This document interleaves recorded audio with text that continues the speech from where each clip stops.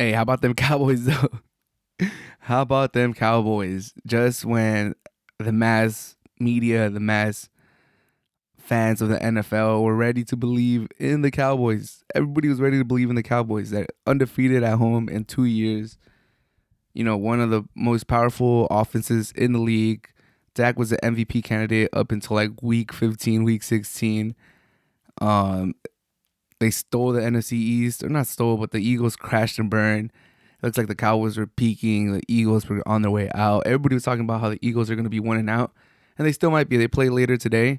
No one was talking about the Cowboys being one and done. Like they were saying that, you know, if the chips fall right, and the 49ers choke in the first round, like the whole NFC could go through the Cowboys. And although I had picked the Cowboys to win at the beginning of last week, I was like, I'm picking the Cowboys. Something told me, something told me on Saturday. I don't know, man. This Jordan Love kid, he's playing really, really good. 18 touchdowns, 1 interceptions to end the season. Packers being the Packers. I mean, Cowboys being the Cowboys. Packers being undefeated at Jerry's World. Like something told me. I'm like, and then in the playoffs, there's a simple rule that I go by: who has the better quarterback?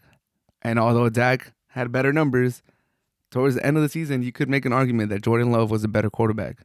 And I was like, hey, I don't know. If the Packers have the better quarterback, they could definitely go in there and win. And I think I think we got to give the Packers some credit too, because the Cowboys are like the prime example of front runners this season. Like if they get on the lead and they're able to send their pass rushers, like it's GG's. Like if you're playing from behind, if you got to chase the score, if you got Micah Parsons coming after you, it's bad for you. It's bad for you. And although everyone kind of adopted Bill Belichick's idea, I think Bill Belichick was the first one to really do it, where you defer and then you score on your last possession of the first half, and then you get the ball to start the second half. And it's like you get to double dip, and then you score 14 points. You could put the game out of hand. You could make a comeback doing that. Almost everyone defers nowadays.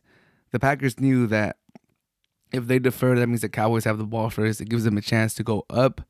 And once you're chasing the Cowboys, it could be GG's. It could be bad for you. You could be chasing them the whole game, and you don't want to be doing that. So they received the football, even though almost everyone nowadays defers to get the ball in the second half. Cowboys wanted the ball so that they could take the lead, so that they wouldn't be chasing the Cowboys, and it worked out. They got the ball. They scored on their first possession. They scored on their second possession, and they never looked back. So whether that was LaFleur or anybody else in the staff in the building for the Packers that called that out, that made that decision, genius decision, a smart decision, smart decision. Like I said, you don't want to be chasing the game with the Cowboys, and to add the pressure to the Cowboys, to bring all those memories to the Cowboys like so early in the game. I think it was a master stroke, master idea, like executed to perfection too. Like if they don't score in that first drive, Cowboys get the ball, maybe they score a field goal or a touchdown, take the lead. It could be a completely different game. But they got it done. They showed out. Like Jordan Love is a dog. He definitely had. I mean, C.J. Stroud will touch on him, but I think Jordan Love had a better game, to be honest. He was killing it. He was killing it. Aaron Jones was killing it. Dog had 3 touchdowns. He has 9 touchdowns now against the Packers in 6 games or 4 games. Yeah, 4 games, 9 touchdowns. That's incredible by Aaron Jones. And on the flip side, Prescott's final numbers don't look bad. 3 touchdowns, 2 interceptions, over 400 yards. And that is why numbers do lie. That is why numbers do lie. Like, there has to be context. There has to be context to the numbers. They were down 32 points in the fourth quarter, and he hadn't done anything. Dak Prescott was struggling. He had thrown a pick six. He had thrown a pick, backed up close to his end zone, and he had almost thrown another one to end the half, which should have been caught. The middle linebacker got 2 hands on it, and then it wasn't until the Packers put their bench in or really took their foot off the pedal, foot off the gas, that Dak Prescott started dealing. Made it kind of close. It was like a 16-point game or like a 2-possession game with like under 2 minutes. Made it kind of close where like if they get the onside, it gets a little interesting. The Packers did have to put their starters back in. But overall, it's just like, bro, he got all these yards in garbage time, and that was kind of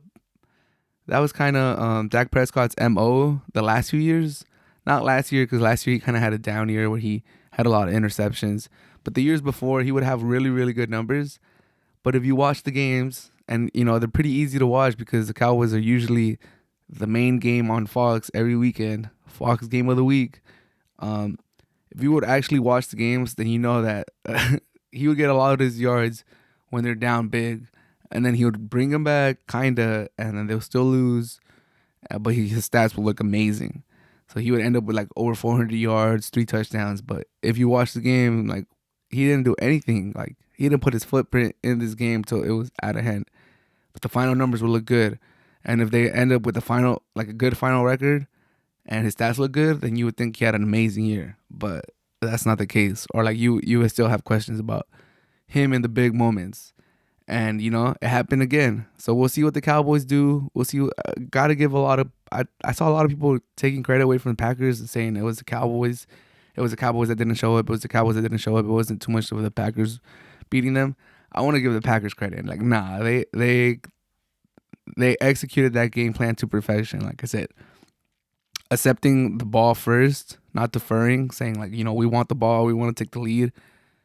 Worked out perfectly. Running the ball with Aaron Jones, like just believing that the Cowboys defense wouldn't be able to stop their running game, and they couldn't. And then like just beautiful play calling by LaFleur. Like the first 3 quarters, it was just the commentators just kept praising him. Like, my God, this guy's cooking. He's cooking with the plays. Like wide receivers running wide open. The flow of the offense was good. It was just masterclass by LaFleur. Jordan Love played amazing. Defense played good. Jair Alexander balling out, got interceptions. The defense played good. It was just Packers played really good.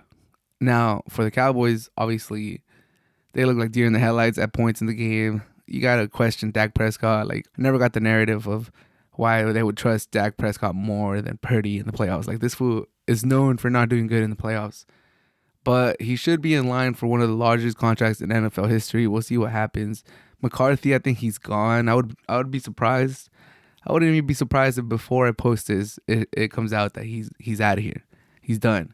Get your bags. Thank you for 12 wins in every 3 years, or 12 wins for the last 3 years every season. But you're out of here, boy. This is the Cowboys. Bill Belichick's out there. Thank you for nothing. But yeah, man, it was. I couldn't believe it. I would feel terrible if I was a Cowboy fans. I don't know how they keep doing it. I don't know how they keep being fans. Heartbroken after heartbroken. I mean, obviously, heartbreak after heartbreak. They're still there. Obviously, you're a fan. You're never gonna go away. But it's just painful. It's painful. It's extra painful because I feel like the whole NFL world rejoices when the Cowboys wins. So not only are you in pain, not only is your season finishing in the most excruciating fashion, but everyone is enjoying it, which is, I can't even fathom that. Obviously, I do like popular teams like that, similar to the hate that the Cowboys get, like America and even Real Madrid.